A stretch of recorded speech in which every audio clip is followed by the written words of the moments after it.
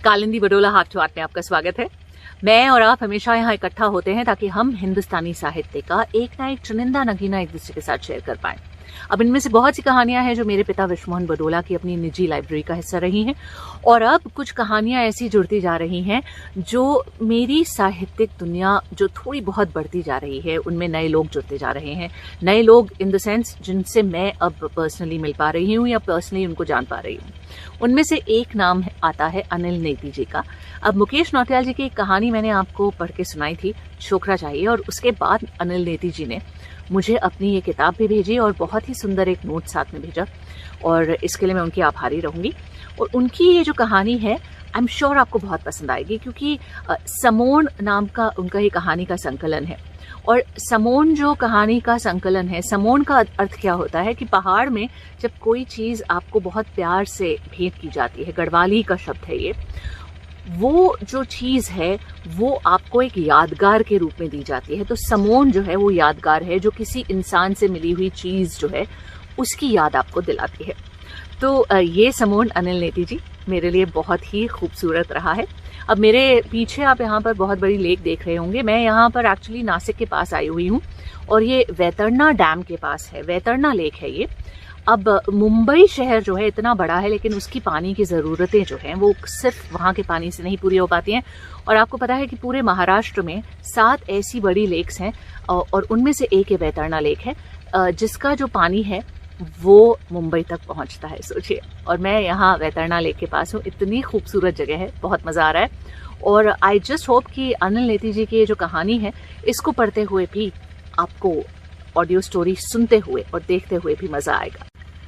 तो समोन नाम है इस किताब का, जो अनिल नेती जी ने बहुत प्यार से मेरे तक पहुँचाई। और बहुत बहुत शुक्रिया अनिल नेती जी, क्योंकि ये जो समोन है आपकी यादगार के रूप में, आपका जो उपहार है मेरे लिए यादगार रहेगा। और इसमें से मैंने आपकी जो आज की कहानी चुनी है उसका नाम है सोन चिरैया। मुझे लगता है आपने जिस हिसाब से सोन चिरैया के बारे में इसमें बात करी है, आपको भी ये कहानी अपनी बहुत प्रिय लगती है। तो मुझे लगा कि आज यहाँ कालिंदी बडोला हाथ टू हाथ में क्यों ना सोन चिरैया ही सुनाई जाए। बाकी आप सारे के सारे जो मेरे साथ यहाँ पर हैं उनको बस इतना ख्याल रखना है कि अगर आप YouTube पर मेरे वीडियोस देखते हैं तो प्लीज़ सब्सक्राइब का बटन ज़रूर दबाइए, और साथ में जो उसके बगल में एक घंटी होती है, एक बेल आइकॉन होता है, उसे प्रेस करेंगे तो मेरे आगे आने वाले वीडियो के नोटिफिकेशंस आपको मिलेंगे।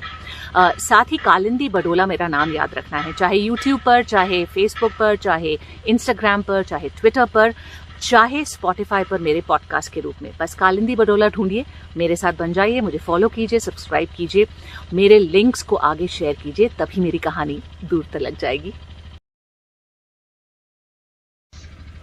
तो चलिए, यहाँ वैतरणा लेक के बगल में बैठे हुए मैं आपको अनिल नेती जी की कहानी सोन चिरैया अपनी ऑडियो स्टोरी के रूप में सुना रही हूँ। अंगना की नीम पर आज फिर सोन चिरैया बोल रही है। जिज्जी के झुर्रियों ढके चेहरे में तमन्ना की लहरें हिलोरे सी मार रही थी। आज जरूर कोई शुभ घटना होगी या कोई शुभ समाचार आएगा। मैं बोलना चाहता था कि जिज्जी आज परवीन जरूर आएगा, पर शब्द मेरे मुंह में जमकर रह गए।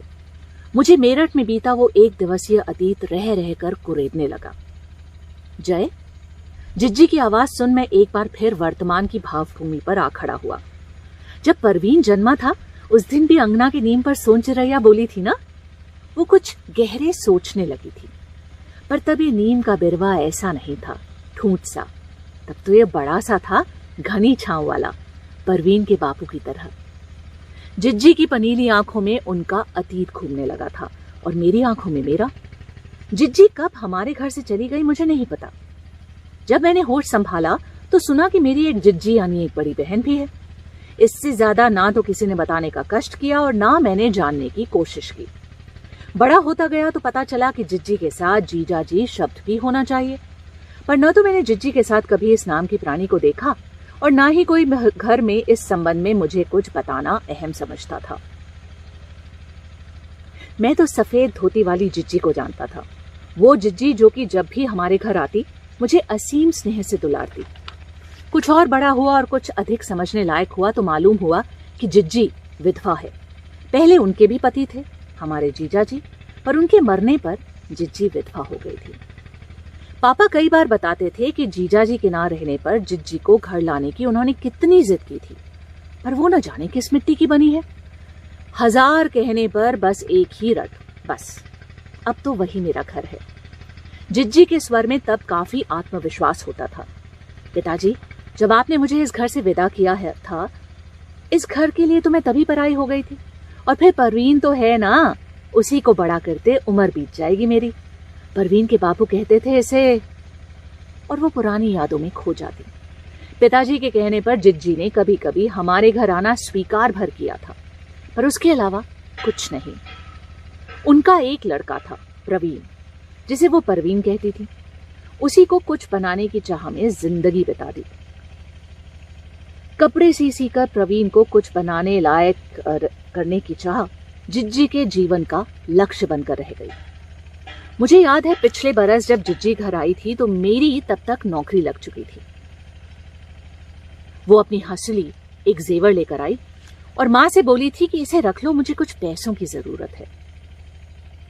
परवीन को पढ़ने के लिए मेरठ भेजना था। मां ने और फिर पिताजी ने कितना मना किया कि वो हंसली नहीं लेंगे, चाहे जितने पैसे ले जाओ, पर जिज्जी थी कि बिना हंसली दिए पैसे ले जाने को तैयार ही नहीं थी। बोली भी थी वो, मां, परवीन को बनाने में मैंने पूरी जिंदगी बिता दी, ये हंसली क्या है, वो तो जब परवीन नौकरी लगेगा फिर आ जाएगी। मैं तो इसे यहाँ इसलिए रख रही हूँ कि घर की चीज घर में ही रहे। कितना अरमान था बहू को हंसली पहनाने का। माँ पिताजी ने लाख कहा, पर अजीब हटी है ये जिज्जी, बिना हंसली रखे पैसा ले जाने को तैयार नहीं थी। बड़ा आत्मसम्मान था उसका। फिर खबर आई कि जिज्जी ने बीए करने के लिए परवीन को मेरठ भेज दिया। अब जिज्जी ने यहाँ घर आना भी बंद कर दिया। कभी कभार कोई बता जाता कि अब परवीन को अधिक खर्चे की जरूरत पड़ती है, इसीलिए जिज्जी और अधिक मेहनत करते हुए दिन रात सिलाई की मशीन से जूझती रहती है। शुरू में तो 2-4 बार हमने पैसे भी भेजे, पर जिज्जी ने लौटा दिए, तो हम जान गए कि उनका आत्मसम्मान बड़ा प्रबल है और उसे ठेस पहुंचाना ठीक नहीं। और अब मैं फिर वर्तमान में आ गया। जिंदगी की असीम मेहनत ने उन्हें जर्जर कर दिया। अरमानों के लिए की गई मेहनत क्या आदमी का खून नहीं निचोड़ती? जिज्जी भी अपनी उम्र से कुछ ज्यादा ही बुढ़ा गई थी। माँ पिताजी से भी ज्यादा उम्र की लगने लगी थी जिज्जी। और परसों जब किसी से खबर मिली तो मैं दौड़ा चला आया। जिज्जी चारपाई पर पड़ी थी, बुखार से तपती हुई। पड़ोस बहुत था पर देखने वाला कोई नहीं। प्रवीण के पीछे उन्होंने अपने समाज से भी किनारा कर दिया था। सिर्फ अपने कामों में लगे रहने वाली जिज्जी बेसुध पड़ी थी। डॉक्टर को दिखाया और दवाई दी तो आज तीसरे दिन हालत कुछ सुधरती जान पड़ी। और अब जिज्जी जब से आंख खोले है तब से परवीन की जिद लगाए है। कोई बता रहा था कि परवीन का आखिरी इम्तिहान था। उसने पैसे मंगाए तो जिज्जी ने रात दिन एक करके कड़ी मेहनत से पैसे कमाकर तो भेज दिए, पर खुद बीमार पड़ गई। कल ही मैंने प्रवीण को जवाबी तार किया था। आज सुबह जवाब भी मिल गया कि वो आ रहा है। पर मैं मन ही मन डर रहा था कि जिज्जी ने जब फिर कहा कि सोन चिरैया सुबह से बोल रही है आज कुछ अच्छा घटेगा या शुभ समाचार मिलेगा, तो मैं फिर अतीत में खो गया। किसकी प्रतीक्षा कर रही है जिज्जी? क्या प्रवीण की? उसी प्रवीण की जो पिछले 2 महीने पहले मुझे मेरठ में मिला था और एक बार की सारा दृश्य मेरी आंखों के आगे नाच उठा। किसी काम से मेरठ गया था मैं, सोचा प्रवीण से भी मिलता चलूं। उसके कमरे में कदम रखते ही मुझे लगा कि मेरा दम घुट रहा है।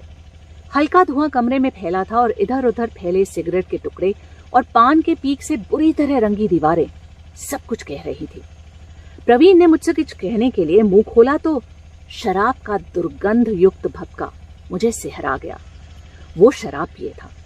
कमरे में बिखरे ताश के पत्ते, अश्लील पत्र पत्रिकाएं और दीवार पर चिपकी भोंडी तस्वीरें बता रही थी कि ये किसी विद्यार्थी का कमरा नहीं हो सकता। पर उस समय तो हद हो गई जब सैंडल खटखटाती एक तरुणी ने कमरे में प्रवेश किया। मेकअप से बेतरह चुपड़ा मुख, अर्धनग्नता प्रदर्शित करते वस्त्र और उसके साथ बेतकल्लुफी से उसका बात करने का ढंग बता रहा था कि वो प्रवीण ने बताया कि वो उसकी होने वाली बीवी है। तो मैं तो बुरी तरह चौंक गया। जिज्जी की हंसली पहनने वाली बहू क्या ऐसी ही होगी जो बेतकल्लुफी से धुएं के छल्ले उड़ा रही हो? उसके मुंह से निकले धुएं के छल्ले मेरे चेहरे से टकराकर नष्ट होते जा रहे थे। मेरा दिमाग इस 1-2 घंटे में ही बुरी तरह भन्ना गया। प्रवीण के साथ मैं बाहर आ गया। 2-3 घंटे तक उसे समझाता रहा कि जिज्जी कितनी मेहनत से उसे पढ़ा रही है, उनके अरमानों को इस तरह कुचलना ठीक नहीं। पर प्रवीण के मुख की भाव भंगिमा से लग रहा था कि उसे यह सब पसंद नहीं आ रहा। उससे विदा ले मैं उसके कॉलेज पहुंचा। जैसे वहां जाना मेरे लिए बहुत जरूरी हो गया था। पर वहां भी पता चला कि उसका नाम को कटे 2-3 महीने हो गए कॉलेज से, और आज वही प्रवीण घर आ रहा था। मैंने तो मेरठ से लौटकर उसी दिन जिज्जी को समझाने की कोशिश करी कि प्रवीण को इतने मन मुताबिक पैसे ना भेजा करो, इससे वो बिगड़ सकता है। मैंने चाहकर भी जिज्जी को नहीं बताया कि प्रवीण अब उनके हाथ से निकल गया है। जिज्जी को उस समय पर पूर्ण विश्वास था, मेरा बेटा ऐसा नहीं है, वो सिर्फ पढ़ने गया है, और वो जब लौटेगा ना तो साहब बनकर ही लौटेगा। मैंने उनके आत्मविश्वास को ठेस न पहुंचाने की दृष्टि से चुप रहना ही श्रेयस्कर समझा, पर वो कहती रही, अगर परवीन को पुत्र हुआ ना तो मैं उसके अपने हाथों से उसका गला घोट दूंगी, समझे? मुझे अपने खून पर पूरा विश्वास है। मेरा शरीर कांप उठा। अब वो समय आ गया है जब सब कुछ जिज्जी के सामने खुल जाएगा, और तब क्या होगा? खिड़की से मैंने देखा तो 2 मानवाकृतियां हिलती चली आ रही थी। धीरे धीरे सब कुछ साफ हो गया। प्रवीण और वही धुएं के छल्ले उड़ाती लड़की थी उसके साथ, मेकअप से लिपी पुती, अर्धनग्नता प्रदर्शित करते वैसे ही कपड़े और ऊंची एड़ी के सैंडल। मैंने दोनों को देख लिया था, पर इतनी हिम्मत नहीं हो रही थी कि जिज्जी से कहूं, जिज्जी प्रवीण आ गया। इस ठंड भरे मौसम में मुझे तो पसीना छूट गया। एक मां की बरसों के संजोए सपने अभी मेरे सामने टूट टूट कर बिखर जाएंगे। मैं देखता रहूंगा, कुछ भी ना कर सकूंगा, असहाय बना। काश मैं उसी दिन मेरठ से लौटने के बाद जिज्जी को सब कुछ बता देता, तो वो आज इसी किसी आस के सहारे तो न जीती। और आज क्या होगा? मेरा जिज्जी के सामने रुकना कठिन हो गया। जो कुछ मैं कहने का साहस न कर सका था, वो अब सभी कुछ खुलकर सामने आ जाएगा, और तब मैं चुपचाप कमरे से बाहर हो गया। प्रवीण और वो मेरे सामने खड़े थे। कैसे मिलेंगे आज माँ बेटे? मेरे लिए सोचना भी असहनीय हो गया था। कुछ सोचकर मैं उसको दरवाजे पर ही रोक प्रवीण को जिज्जी के पास ले आया। उसने कोई प्रतिवाद नहीं किया। जिज्जी, देखो कौन आया है, मैंने हौले से पुकारा। मैं जानता था कि जरूर कुछ अनहोनी घटित होने वाली होगी। हूँ? कौन? जिज्जी की आवाज ऐसी हो गई थी कि मानो किसी गहरे कुएं से आ रही हो। मैं हूं मां जी, तुम्हारा परवीन। उसके स्वर में लड़खड़ाहट थी। बोलने के साथ ही उसके मुंह से निकला भपका मुझे बता रहा था कि उसने अब भी शराब पी रखी है। एक बार मैंने सोचा परवीन को बुलाकर मैंने गलती की। दूसरे ही पल जिज्जी के आत्मविश्वास से भरी आवाज मेरे कानों में गूंज गई, मेरा परवीन ऐसा नहीं है। यदि वो कुछ ऐसा गलत करेगा तो मैं अपने हाथों से उसका गला घोंट दूंगी। जिज्जी ने आंखें खोल दी। आ गया रे तू, तेरा ही तो इंतजार कर रही थी। आ मेरे पास बैठ। उसने प्रवीण के हाथों को अपने झुर्रियों भरे हाथ में ले लिया और असीम शांति से आंखें बंद कर दी। फुर्र की आवाज सुनकर मैंने बाहर देखा। नीम के बिरवे पर सुबह से बैठी सोन चिरैया कहीं और शुभ संदेश सुनाने के लिए उड़ गई थी। पलट कर देखा, जिज्जी की गर्दन एक और लुढ़क गई थी। एक और पंछी उड़ गया। जिज्जी चिर निद्रा में सो गई थी। प्रवीण ने और मैंने जिज्जी को चारपाई से उतारा। वो दरवाजे पर खड़ी हतप्रभ हमें देख रही थी। मैं एक पल उसे देखता रहा और फिर दरवाजे की ओर बढ़ गया। उसके पास से गुजरते हुए मुझे लगा कि उसके मुंह से निकला एक और धुएं का छल्ला मेरे चेहरे से टकरा कर बिखर गया, और अगले ही पल मैं दरवाजे से बाहर हो गया। लगता था सोन चिरैया जाते जाते कुछ तो शुभ बचा गई थी, हमेशा की तरह। कालिंदी बडोला हाथ टू हाथ में आज मैंने आपको यहाँ पर अनिल नेती जी की लिखी कहानी समोन, उनकी कहानी संकलन से सुनाई। और जैसा कि मैंने आपको बताया, यहाँ मेरे पीछे आप देख रहे होंगे वैतरणा लेक के पास मैं यहाँ बैठी हूँ, जो मुंबई से आगे इगतपुरी एक जगह आती है उसके पास है और नासिक से थोड़ी दूरी पर है, जहाँ त्र्यंबकेश्वर टेम्पल भी है। तो यहाँ वैतरणा लेक के पास बैठे बैठे मुझे लगा कि आज मुझे ज़रा आउटडोर्स में आपको कहानी सुनाने का बहुत मन था। अब आवाज़ में हो सकता है थोड़ी सी कमती बढ़ती रहे, कमोबेशी रहे, लेकिन आई जस्ट होप कि आपको ये आज की ऑडियो स्टोरी भी उतनी ही पसंद आएगी।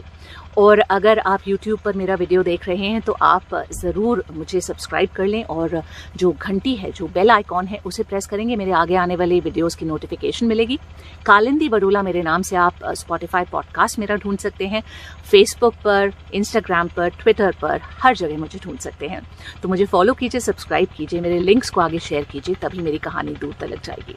अब आज जहाँ तक समोन का सवाल है, अनिल नेती जी का ये समोन जो गढ़वाली शब्द है और इसका मतलब होता है कि आप विदा करते हुए किसी को अपनी यादगार देते हैं, ताकि जितने भी साल ये चीज़ समोन उसके साथ रहेगी, आपकी याद उसके साथ बनी रहेगी। तो अनिल नेती जी, आपकी सोन चिरैया बिल्कुल अच्छी यादगार मेरे साथ बनी रहेगी। और सबसे बड़ी बात मुझे इसमें ये लगी कि ये जो जिज्जी है इस कहानी की, ये कितनी माँओं की कहानी हो सकती है ना, जो अपना सब कुछ लुटाकर अपने बच्चों की परवरिश में लगा देती हैं, अपना सब कुछ भुलाकर, अपनी पूरी ज़िंदगी भुलाकर बच्चों पर जो है अर्पित कर देती हैं। और कुछ बच्चे ऐसे नामुराद, ऐसे निकट्ठू निकलते हैं, निखट्टू, कि जो उनका दिल तोड़ कर जा सकते हैं। लेकिन यहाँ पर इस कहानी की जो खूबसूरती है वो इस बात में है कि वो जिज्जी जिसने पूरी ज़िंदगी परवीन पर लगा दी थी, प्रवीण की ज़िंदगी बनाने में लगा दी, अपने माँ बाप से या किसी से भी एक पाई, एक कौड़ी जो है उन्होंने उधार नहीं ली, अपनी मेहनत से सिलाई कर करके अपने बच्चे को पाला। कम से कम वो अपनी इस दुनिया को उस समय से पहले, उस वक्त से पहले छोड़ के चली गई जहाँ पर शायद उनको प्रवीण की जो असलियत है मालूम हो जाती। जो सारी की सारी मेहनत करके वो कॉलेज में उसको पढ़ने के लिए पैसे भेज रही थी, उसको वो शराब पर लुटा रहा था और ऐरी गहरी लड़कियों पर लुटा रहा था, मतलब अपनी ज़िंदगी का कुछ नहीं कर पा रहा था। तो सोन चिरैया जो है वो उड़ते उड़ते जिज्जी की जो एक ये जो खुशफहमी है कि मेरा बेटा प्रवीण तो कुछ गलत कर ही नहीं सकता, बस अपने साथ समेट के ले गई। और जिज्जी जो है वो अपने प्रवीण की ये जो असलियत है उसको नहीं जान पाई। मुझे अनिल नेती जी की ये कहानी बहुत अच्छी लगी। और यहाँ पर मैं एक बार सबसे पहले ये डिक्लेयर कर दूं कि भाई कॉपीराइट इन्फ्रिंजमेंट का मेरा कोई इरादा नहीं है। यहाँ तो ऑफ कोर्स अनिल नेती जी ने खुद मुझे ये कहानी भेंट करी है, ये किताब भेंट करी है, लेकिन और भी जो कहानियाँ मैं आपको सुनाती हूँ वो सिर्फ इसलिए कि मुझे वो कहानियाँ पसंद हैं, दिल से पसंद है और आपके साथ शेयर करना चाहती हूँ। और यहाँ पर अगर आप भी चाहें कोई ख़ास कहानी सुनना तो कमेंट सेक्शन पर यहाँ पर लिखकर मुझे भेज सकते हैं, नहीं तो आप YouTube पर, स्पॉटिफाई पर, इंस्टाग्राम पर, फेसबुक पर कालिंदी बडोला नाम से मुझे ढूंढिए और बस मेरे साथ हो लीजिए। इसी तरीके से मेरी कहानी दूर तक जाएगी।